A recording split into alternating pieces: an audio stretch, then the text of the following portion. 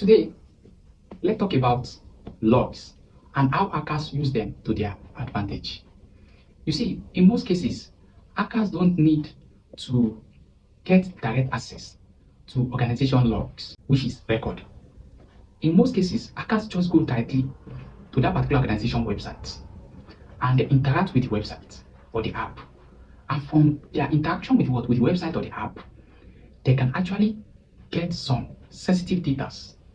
In fact, they can get almost all the logs that were recorded in maybe the SIM that organization is using or wherever they are storing those records. They can get it directly by just doing their active testing. So, what are logs in cybersecurity? Now, logs are what cybersecurity experts put in place to keep record of all the activities that is happening within that application or that particular system. So log must be able to record the following things. It must be able to record who accessed the particular application system. What did they have access to? What failed when they were trying to access it? And what succeeded when they were able to access it? So logs, they are just like a CCTV camera that you put in your house so that it can monitor all the activities that is going on in your house. You know, if you put a CCTV camera in front of your room, if a thief comes in the midnight and they try to break the key, if they succeeded, CCTV camera will capture it. If they don't succeed, CCTV camera will capture it. The time they come, how many they are, everything will be what will be recorded and you will see it clear. So that is exactly how logs look like in cyber security.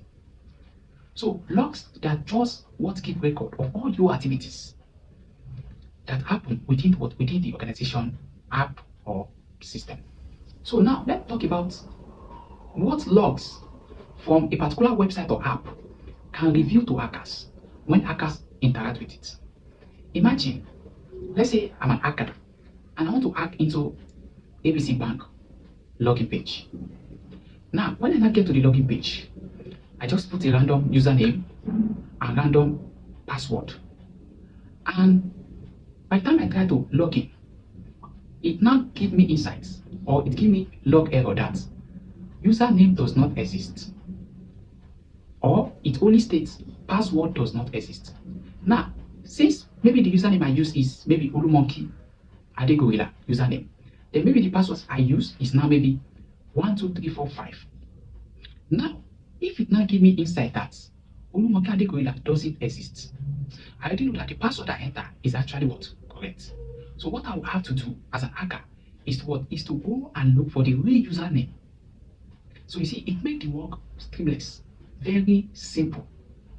So as a cybersecurity experts defending an organization infrastructure, any logs or any response that user want to be getting from that particular app or website must not reveal the actual thing. It must be intertwined. It means that instead of saying username does not exist or password is not strong or password is wrong, don't say that. The log should say invalid login details so that it will confuse the person that is actually trying to log in. So you know, if a particular app responds with invalid login details, I don't know whether it is the username, I don't know whether it is the password that is not correct. And as a result of that, I don't even know where to go again. I will be stopped because I don't actually know the correct one and the one that is not correct. So that is number one. Number two advantage is that as an hacker, I get into the website and I'm trying to brute force the admin page. So I now say abcbank.com/ and I put admin on the URL. Then when I click enter, it shows me 403 forbidden. Then I try another directory in that particular website. I say abcbank.com/ maybe contacts or /fund or /accounts. Then it now gives me not found. That is 404, not found. That already gives me insights that the admin page is somewhere in that particular website that I need to brute force further using some tools like GoBuster and some other things like that, to what? To put forth further and get where /admin is in that what? In that particular website or app. So you can see that particular logs has revealed some information to me, and it will now make it easy for me to what? To hack into the websites or the app. The third one is some organizations used to expose their log secrets due to misconfiguration. Some of them, they will log some secret they are not supposed to log. They will log it. And hacker will use their dev tools to see some vital errors, some sensitive details from the what? From the dev tools. So some of them may log email, some of them may log API keys, some of them may log different sensitive details that they are not supposed to log. They may log it. And while hackers are trying to interact with the system, that sensitive details will now be leaked. And they will be able to what? They will be able to know and hack into that particular system. Then number 4 is that some organization, due to misconfiguration, they may actually configure their SIM tool to log only successful details instead of failed details.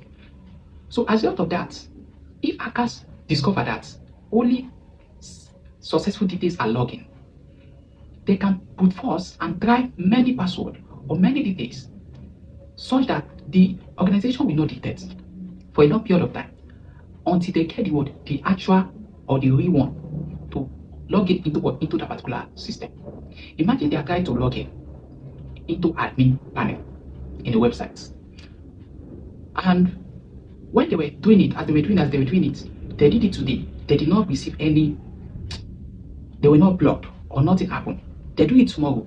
They will keep trying until what? Until they succeeded. So it means that there is a poor logging in the same tools that organization is using to record data of all logs, activities that happen within that particular system. So that will give hacker access. In fact, that will give hacker bold mindset to continue their attack until they succeeded. Number 5 is that hackers don't rush whenever they want to attack a particular system. They study the behavior of that particular system. Take a look at this example. I try to log in fast or brute force fast a particular admin page, and I get blocked. Boom. I'll say, oh, I will not try it in a slow pattern, bit by bit. I'll send my packet bit by bit.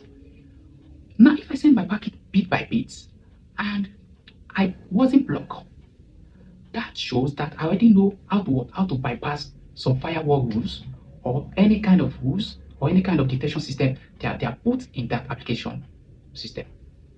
So hackers studied the behavior of the app and they responded to it in such a way that they can now use that logic to bypass any security that is put in place. Another huge advantage is that some organizations, they have log, they have record of all the activities of things that happen on their system, but they are, because of shortage of the SOC analysts, they don't attend to their log for a long period of time. So as a result of that, those things will pile up. Maybe some particular set of hackers, they have been trying to brute force the organization. So as a result of the fact that the organization don't have a SOC analyst to analyze those logs and to be able to block some of them, hackers will keep penetrating until they gain access to that particular system or that particular website. Now, what are the solutions that cybersecurity experts recommend? Number 1 is, on every system or application, always hide your logs. Don't make your logs reveal sensitive things about your organization, because through log, hackers can map the flow pattern of that particular organization. Number 2, remove all sensitive details from log. Remove all sensitive details from log. All developers should use maybe SAST or DAST or SCAR tools to scan their code base so that they can remove sensitive details from their log before they push it into production. That's number 2. Number 3, monitor both succeeded and failed action in that particular system. So whether somebody logged in and succeeded, it should be logged. Whether somebody was trying to brute force and it failed, it should be logged. Then number 4 is that always make sure you set an alert so that you can respond to any urgent incidents in that particular organization or that particular system. Then the last one is review logs daily and analyze them to know the true positive and the false positive. Sometimes you can also perform forensic analysis on most of those logs to actually know their attack chain, to know the kind of attack they are trying to plan, so that you can use that to reinforce your system against such kind of attack from happening. So that's that about that. So if you enjoyed this video, like, follow, and share for more details. See you in my next video.